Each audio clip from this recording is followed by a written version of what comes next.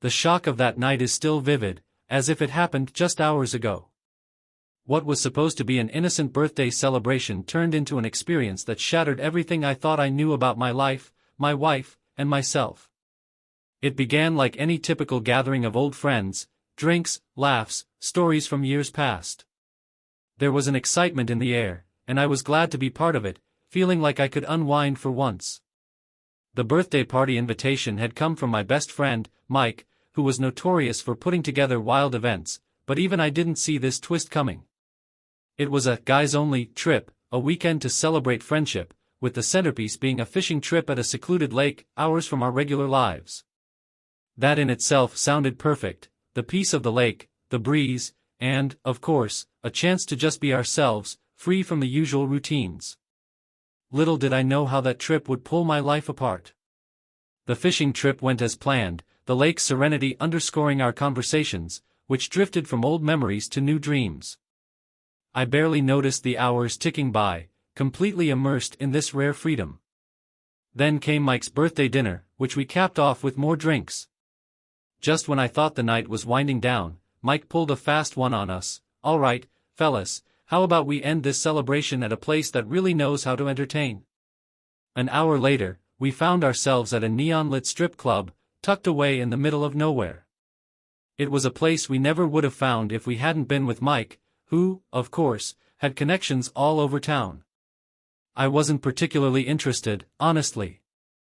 I'd never been to one before, it just wasn't my style. But everyone else was pumped, and the beer had long since taken hold of my better judgment. I figured, why not?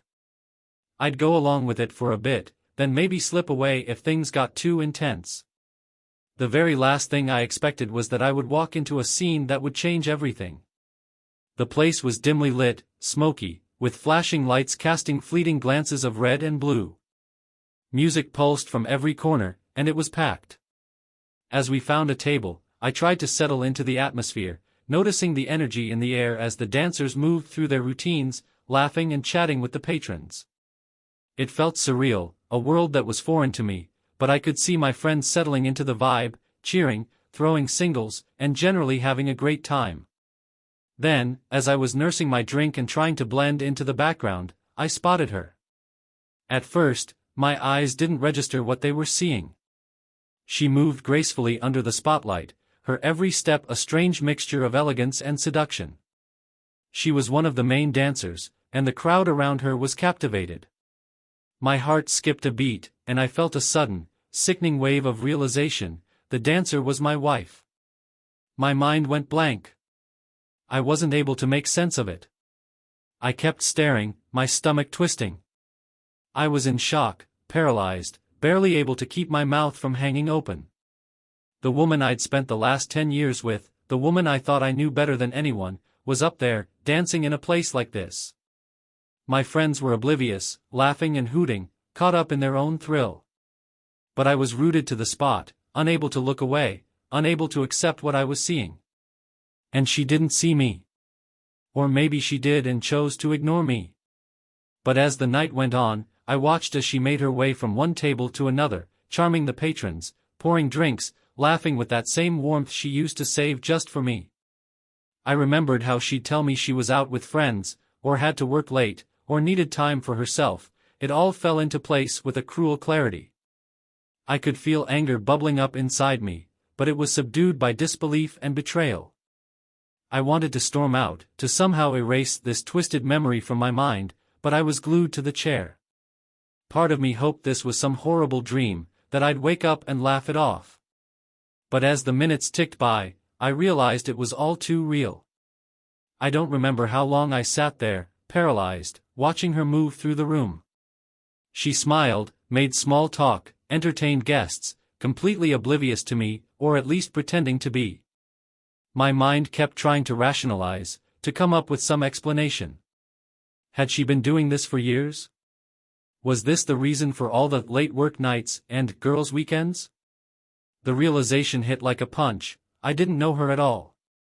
The life we'd built together, the vows, the trust, it all felt hollow now, an elaborate lie. My friends eventually noticed my silence.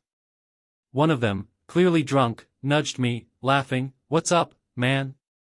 You look like you've seen a ghost." Little did they know how close to the truth they were. I couldn't even respond. I just shook my head and excused myself, the walls closing in as I made my way to the exit. Out in the fresh air, the shock began to wear off, replaced by a crushing pain. Memories of our life together flooded my mind, every intimate moment, every tender conversation now poisoned by this bitter discovery. I stood there, staring into the night, wondering what to do, where to go from here. How had she hidden this from me for so long? And why? I didn't go back in. Instead, I waited in the car, trying to breathe, trying to process this mess. Eventually, the guys stumbled out, laughing and high-fiving, completely unaware of the bombshell that had detonated inside of me. I kept my head down, made excuses to leave early, and somehow drove myself home. But the drive was a blur, the world spinning as I gripped the steering wheel with white knuckles, replaying every moment of the last few hours over and over in my head. Back home, the house felt unfamiliar, tainted, as if her secret life had somehow seeped into every corner of our home. I sat in silence, my mind numb, trying to comprehend this new reality. As I sat in the quiet darkness of our living room, trying to process what I'd seen, my mind was spinning. How could this be happening? I felt like I was living in someone else's nightmare, watching my own life unravel before me. Every fiber of my being was still reeling from the shock of seeing her up there, but I knew I needed to confront her. I had to hear what she had to say, even if I feared it would just make things worse. Finally, I heard the familiar sound of her car pulling into the driveway. My heart pounded, and my throat tightened as I prepared myself for what I thought would be an honest, painful conversation. She stepped inside, looking tired but otherwise completely at ease, as if she had just come home from another night out with friends. "Hey, you're up late," she said casually, setting her purse on the table. Her tone was light, almost cheerful. I forced myself to stay calm, to hold back the anger that had been simmering in me all night. I looked at her, trying to keep my voice steady. "Where were you tonight?" She glanced at me, surprised, then shrugged. "You know, out with the girls. Just the usual spots. Nothing too crazy." She laughed, but there was a slight tension in her smile, or maybe I was just imagining it. "Out with the girls?" I repeated, my voice hardening. "Where did you go?" She hesitated, then quickly recovered, naming a couple of bars she often mentioned in passing. She looked back at me, her face innocent, her expression open. And I found myself wondering how she could be lying so convincingly, how she could look me in the eye and pretend everything was fine. I took a deep breath. "I saw you tonight." She blinked, clearly thrown off. "What do you mean?" "I saw you at that club," I said quietly, my words weighed down by the disappointment and betrayal I felt. "I saw you dancing. On stage." For a split second, her face seemed to change, a flicker of something crossed her eyes, but then it was gone. She laughed, a strange, forced laugh, and shook her head. "Are you kidding me?" she said, her tone light, as if I'd just made a ridiculous joke. "Me, at a strip club? Jack, do you hear yourself right now?" "Yes," I said firmly. "I saw you there. I know it was you." But she just scoffed and shook her head again, crossing her arms in a way that looked almost defiant. "You must be mistaken. I mean, really, Jack, how could you even think that?" I clenched my fists, trying to keep my frustration in check. "Don't lie to me," I said, my voice low, barely a whisper. "I know what I saw." She stepped forward, her expression a mix of irritation and exasperation. "Jack, listen to yourself. You think you saw me dancing at some seedy club? Do you realize how absurd that sounds? I told you, I was out with my friends. You're tired or stressed or something. But don't accuse me of something like this, especially when it's just not true." The denial was relentless, unwavering. She maintained eye contact, her expression a perfect blend of hurt and confusion. I started to second-guess myself, as insane as that felt. I had seen her. I knew I'd seen her. But her insistence, her firm refusal to admit anything, it left me doubting my own memory. She placed a hand on my arm, her touch soft and reassuring. Look, Jack, maybe you had a little too much to drink tonight, or maybe you're just, I don't know, imagining things. But I promise you, I wasn't there. I'd never do that to you. I stared at her, feeling like I was losing my grip on reality. So, you're saying that wasn't you?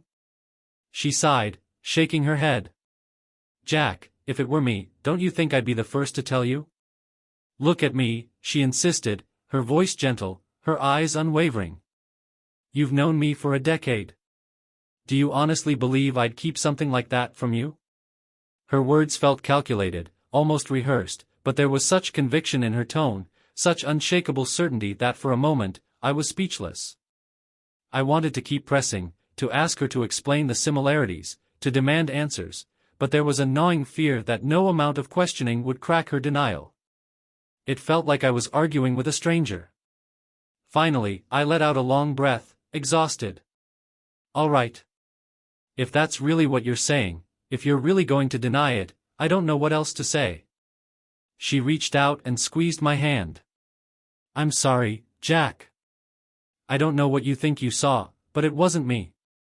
Let's just go to bed, okay? Reluctantly, I followed her lead, but I knew there would be no sleep for me that night.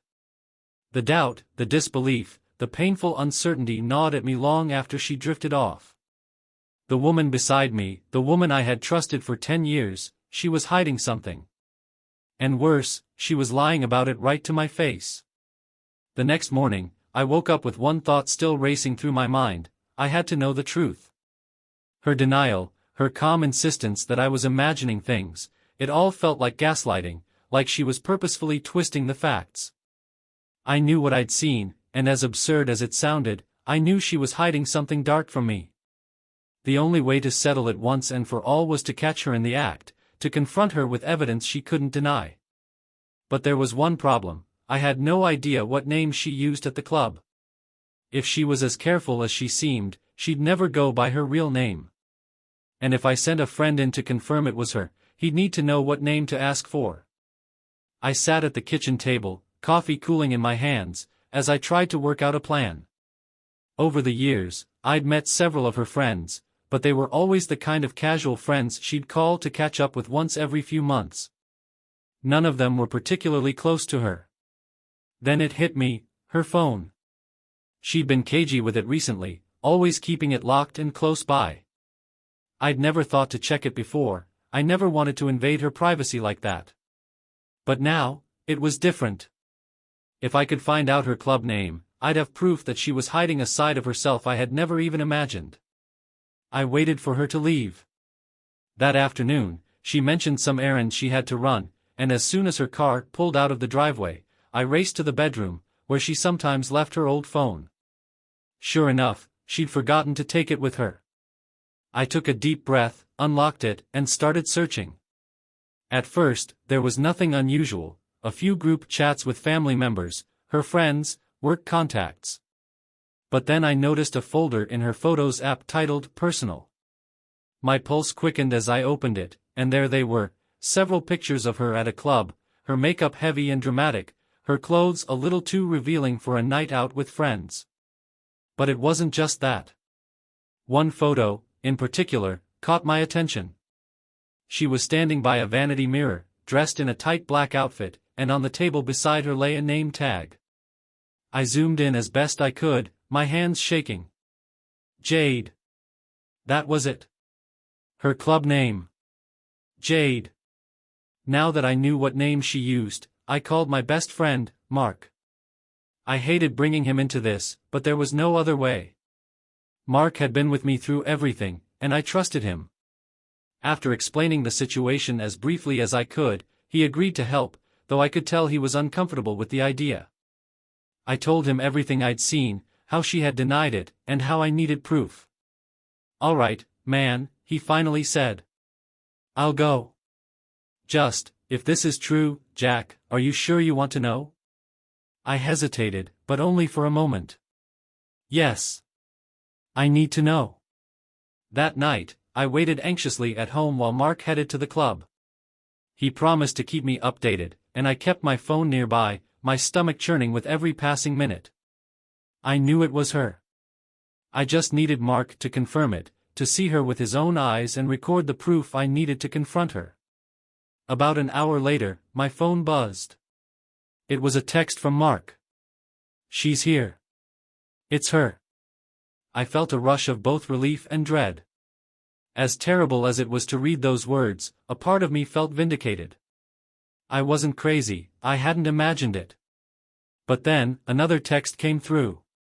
"She's going by Jade, just like you said. I booked a VIP dance with her. I'm going to record it." I could barely breathe as I waited for the next message. Minutes passed, each one feeling like an eternity, until finally, my phone buzzed again. This time, it was a video. Hands trembling, I hit play. The footage was dimly lit, but there was no mistaking it. That was my wife, my Jade, wearing a short, glittering dress, her face a mask of makeup and seduction. She moved toward Mark, her smile coy, her body language flirtatious. I watched as she began her routine, circling him slowly, trailing her fingers along his shoulders. Every movement was foreign to me, every expression like something from a stranger. And the worst part? She looked confident, at ease, like she had done this 1,000 times before. As she danced, she leaned in close to Mark, her voice audible in the recording. "So, what brings you here tonight?" she asked, her tone playful. "Oh, just looking for some company," he replied, trying to keep his tone casual. "It's my first time here, actually. Do you come here often?" She laughed, twirling a strand of her hair around her finger. "More often than you'd think. Let me guess, you're not from around here?" Mark played along, his questions subtle but deliberate. As the conversation went on, it became clear that she was comfortable in this world, talking about her regulars, the late nights, and how much she loved the thrill of it. I could barely watch, my heart sinking lower with every word. She had been living a double life, hiding a whole other existence from me.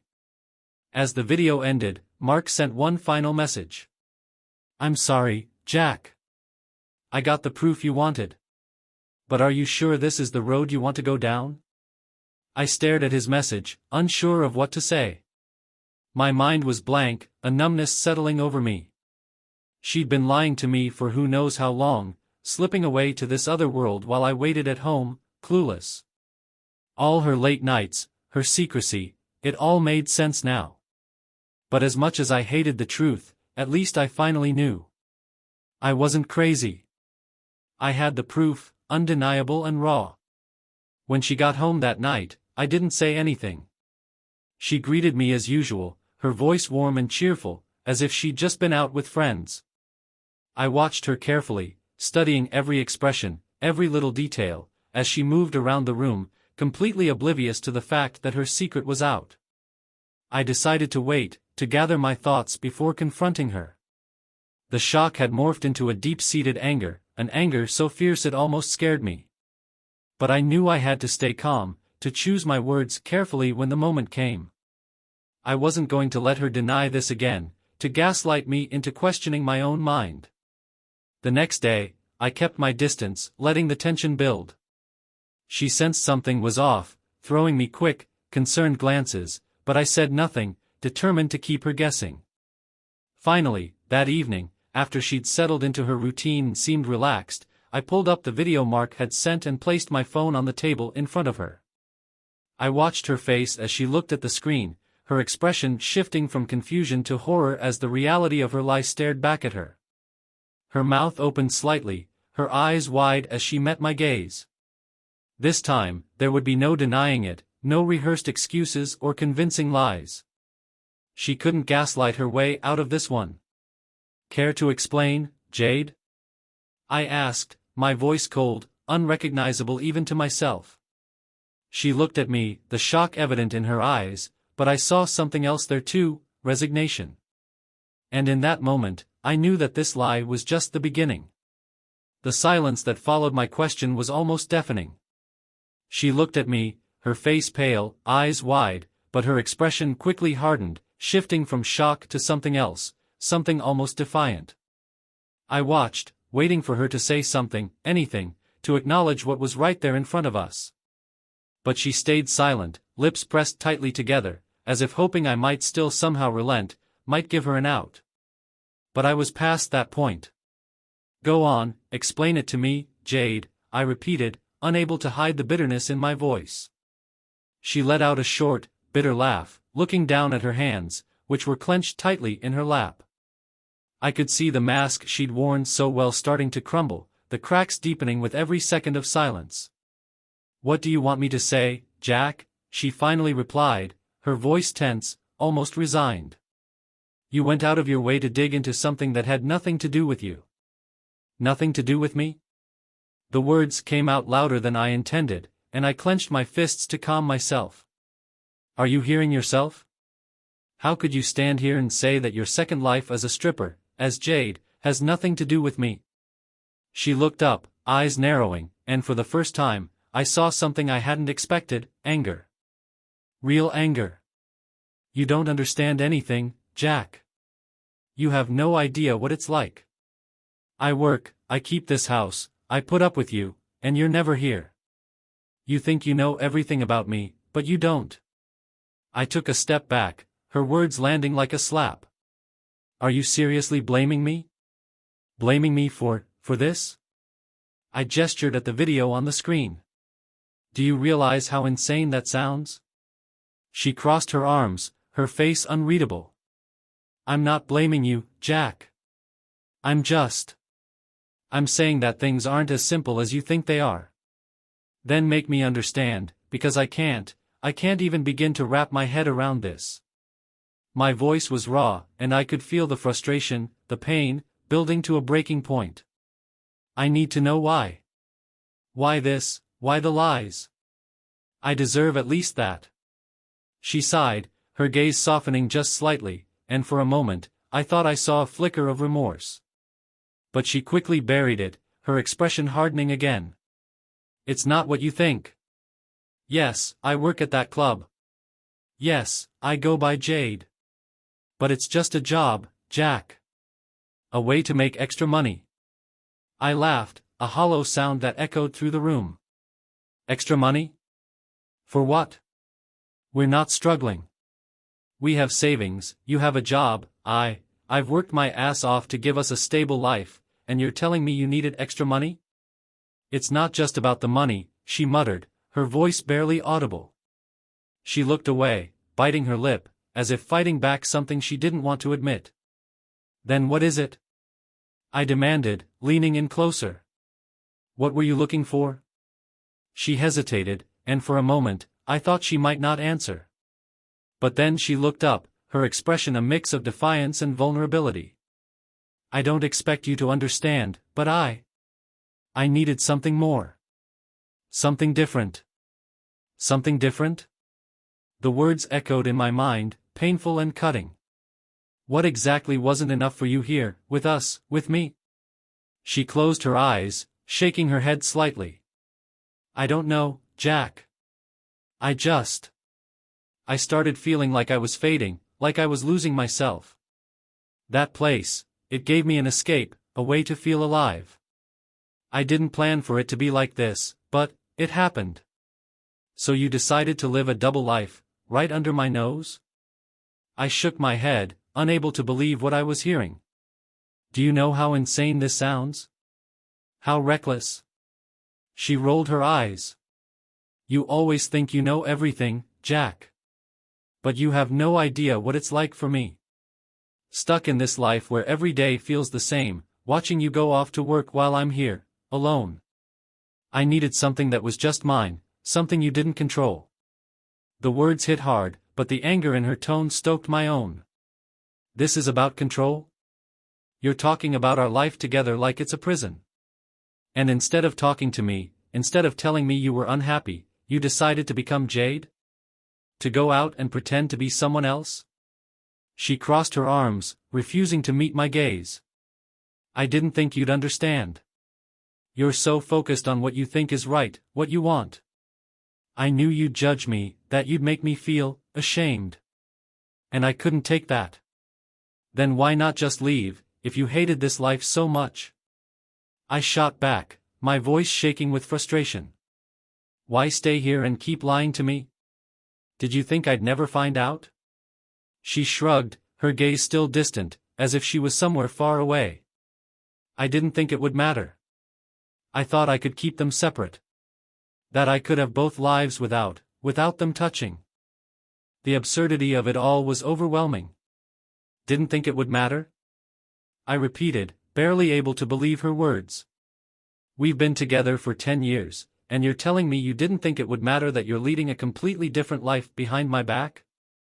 She stayed silent, her expression unreadable, and I realized then that there was nothing I could say to make her understand. She had made her choices, and there was no going back. So, what now? I asked, my voice hollow, as the weight of the situation settled over me. Am I just supposed to pretend this never happened? Pretend that you're not sneaking off to live a life you clearly value more than what we have here? She finally looked at me, and I saw something in her gaze I hadn't seen before, a hardness, a steely resolve that sent a chill down my spine. I don't know, Jack. Maybe it's time for you to decide what you want. Because I'm tired of pretending. The word stung, and I felt a wave of sadness, realizing just how far apart we had grown. The woman I'd loved, the woman I thought I knew better than anyone, was standing here, practically daring me to walk away. I took a deep breath, trying to keep my composure. Is that what you want? For me to just leave?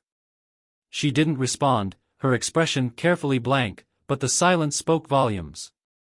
I felt my heart sink, the finality of it settling in my chest like a weight. Without another word, I turned and walked out of the room.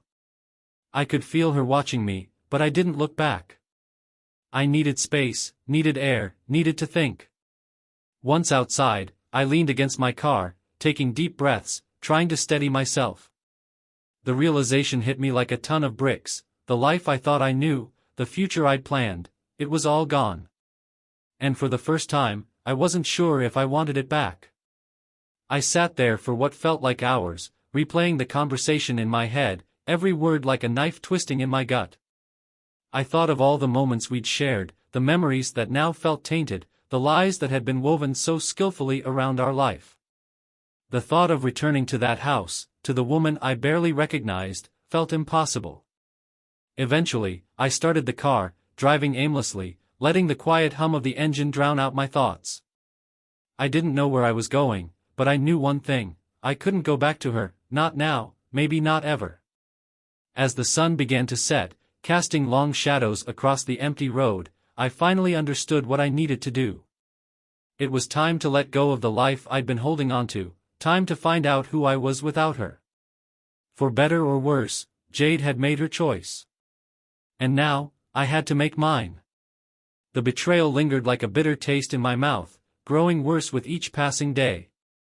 After that night, nothing was the same. I couldn't look at her without feeling disgust, couldn't listen to her speak without wondering if she was spinning another lie. She had shattered every ounce of trust, and her cold, almost indifferent response to being caught made it clear she felt no remorse. She wasn't the woman I thought she was, and the thought gnawed at me, burning deeper and deeper. If she had lived a double life behind my back, then she had no right to assume I would be a silent spectator to it all. She had chosen her side, it was time for me to choose mine. I didn't want a messy, vengeful explosion that would hurt me more than it hurt her. I wanted something precise, something calculated, a slow burn that would dismantle everything she valued. She had chosen to live two lives, and I'd make sure both of them were ruined. The first step was to gather everything I needed. Since that confrontation, I'd kept my distance, feigning indifference. She probably thought she'd won, that I was the one who was too weak to leave, too defeated to do anything about her betrayal. But she couldn't have been more wrong. I spent my time carefully building a case, something bulletproof that would ensure her downfall. I spent hours documenting every detail, collecting bank statements, tracing unusual expenses, and carefully assembling proof of her second life as Jade. One evening, when she was out late again, I decided to dig deeper. I logged into her computer, searching through every folder, every file. And then I found them, dozens of videos she'd filmed, some she must have taken for her regulars, private messages exchanged, and even a few recorded interactions with men she'd met at the club. It was more than I had bargained for, but the footage was enough to paint a very clear picture of her secret life. I wasn't planning to keep this to myself. I had no intention of hiding her lies the way she had hidden them from me. Instead, I reached out to a few people, starting with our mutual friends. I played it carefully, not revealing everything just yet, but I let enough slip to plant seeds of doubt. Our close circle started to question her constant late nights and the sudden change in her demeanor. They listened, nodding, as I recounted how Jade had come between us, painting her betrayal in just the right light. I could see the skepticism growing in their eyes, the whispers they would share with others. By the time I finished, I had planted enough doubt that her reputation would soon be in tatters. But that was only the beginning. Her work was next. She might not have realized it, but I knew her boss and several of her colleagues. I'd been to her office parties, had shaken hands with her boss many times. One afternoon, I made a visit to her office, bringing with me a few choice screenshots of her performances and letting them know that she had been using her personal time for her nightly excursions at the club. I didn't even need to go into detail, the implication was enough. Her reputation would take a hit, one that wouldn't go away easily.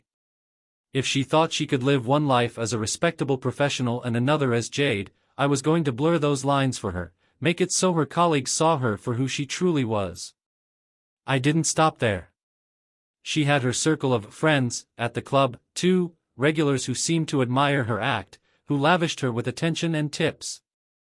I dug deeper, reaching out to some of them under an alias, hinting that her routine wasn't all that unique, that she had another special friend at the club. I knew exactly how to pit them against each other, how to turn her little kingdom of admirers into a crowd of skeptics.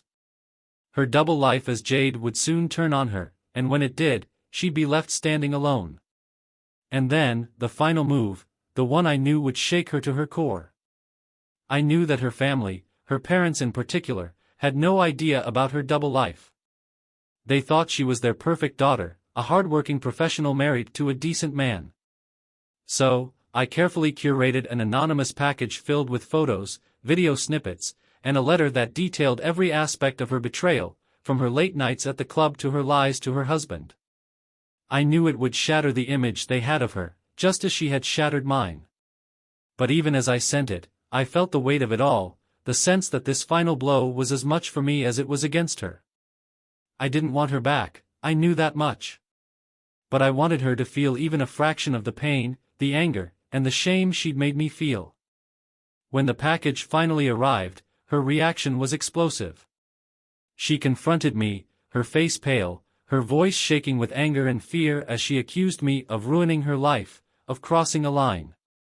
But I stood there, calm, letting her words bounce off me. "Oh, I ruined your life?" I replied coolly, crossing my arms as I watched her unravel. "Seems to me, you did a pretty good job of that on your own."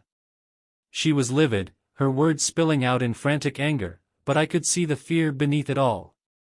She knew she was trapped, that her lies had finally caught up with her.